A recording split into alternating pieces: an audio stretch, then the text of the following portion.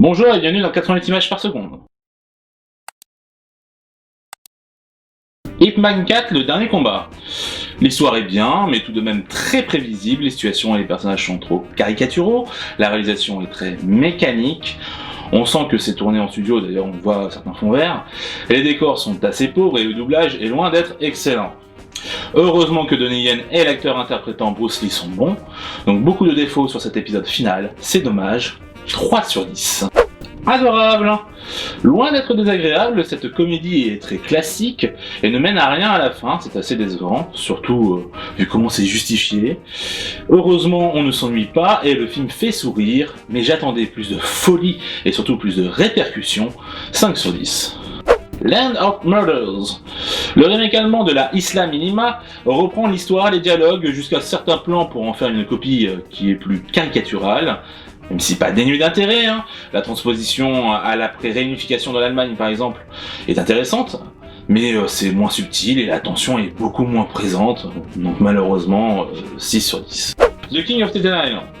Un film sur une jeunesse qui semble perdue entre la drogue, le fait qu'il n'a plus de boulot, qu'il vit chez sa mère, qu'il a des problèmes médicaux et psychologiques. Forcément, ça paraît bien compliqué, hein. Pour autant, même si lui se sent perdu et voit que les autres le prennent pour un loser, il suffira de pas grand chose pour le mener vers le droit chemin. C'est un film optimiste duquel on n'a pas envie de partir, ça fait un bien fou, allez le voir, vous verrez les choses sous un nouveau jour, 7 sur 10. Lava Island. Film issu d'une série d'animation, ça se ressent vu que l'histoire du film est un condensé de petites histoires qu'a vécu le personnage principal sur l'île.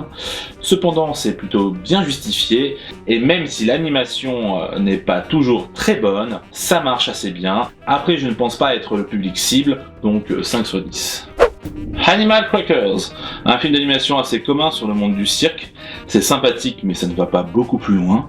L'animation est loin des Disney Pixar ou autres DreamWorks. Pour autant, ça fonctionne et on passe un bon moment, donc 5 sur 10. Une offrande à la tempête. Dernière adaptation de la trilogie du Bastan, écrite par Dolores Redondo, on retrouve avec plaisir la même équipe pour nous livrer une conclusion émérite dans laquelle l'autrice s'est permis des choses qu'on n'aurait pas cru voir, c'est vraiment bien. Il y a de la tension, des retournements de situation, des personnages importants sacrifiés, bref, tout ce que l'on attend d'un grand final, 7 sur 10. Dragon, les gardiens du ciel, le secret de l'envolée lyrique. Est un moyen métrage tiré de la série du même nom, et je dois dire que je suis assez déçu. Je ne la connais pas, mais étant un produit dérivé de la saga cinématographique Dragon, je m'attendais à mieux. Là, le public cible est clairement les tout petits, c'est pourquoi là les dragons parlent, et les fans de la première heure vont vite déchanter.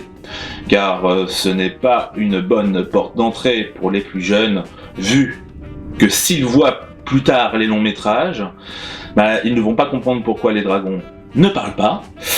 Et je ne vous parle pas de la qualité de l'animation, donc 4 sur 10. Seberg. Un long métrage pas dénué d'intérêt sur une partie de la vie de Gene Seberg. Malheureusement, le film se complaît dans un classicisme très américain et adoucit les traits de cette affaire. Dommage, le film aurait pu être tout autre, avec une ambiance beaucoup plus proche du thriller. En prenant le point de vue de Seberg, on aurait pu aborder la folie dans laquelle la situation l'a plongé, etc., etc. Certes, le film en parle rapidement, mais ce n'est jamais assez exploité à mes yeux. Bien, mais ça aurait pu être bien meilleur, donc 6 sur 10. Le film de la semaine, The King of Staten Island. Je vous encourage à le voir, comme d'habitude avec Judd Apatow, il y a aussi un peu de comédie dedans, même si là c'est beaucoup plus dilué dans l'histoire. Mais en tout cas, très très bon film, avec un casting plutôt bon. On retrouve pas mal de têtes connues, même si c'est plutôt des petits rôles à chaque fois. Notamment Steve Buscemi qui fait un tout petit rôle, mais c'est agréable de les voir. Voilà. Donc n'hésitez pas, si vous avez l'occasion, d'aller voir, surtout qu'il n'y a pas beaucoup de films américains qui sortent en ce moment dans les salles, donc il faut les soutenir, montrer qu'ils peuvent faire leurs chiffres et que donc ils peuvent en diffuser plus. Hein, Tenet, Mulan, tout ça, hein, on s'en rappelle. Merci. Donc, abonnez-vous, allez me rejoindre sur les réseaux sociaux, et à la prochaine. Ciao!